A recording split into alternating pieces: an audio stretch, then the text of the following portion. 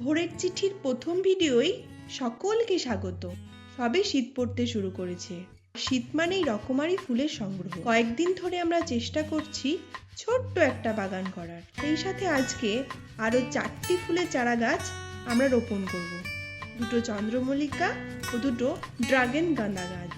প্রথমে আমরা ক্যারেট থেকে মাটি নিলাম এবং সেই সঙ্গে ভালোভাবে সেগুলো গুঁড়ো করা হলো। সঙ্গে কিছু সার মাটিও মেশানো হলো। এরপরেতে ভার্মি কম্পোস্ট, খোল ও গাছের পুষ্টি প্রদান করার জন্য যোগ করা হলো আরো কিছু নতুন উপাদান। ভালো করে এবার সেগুলোকে মিশিয়ে প্রিপেয়ার করে নিলাম। এবার এই মাটি কিছুটা টবে রেখে প্রথমে চন্দ্রমল্লিকা গাছ, তারপর একইভাবে ড্রাগন গাঁদার চারা দুটোকে রোপণ করলাম। বাগানের বাকি ফুল গাছগুলোর সঙ্গে জায়গা করে নিল এই নতুন চারা গাছগুলি।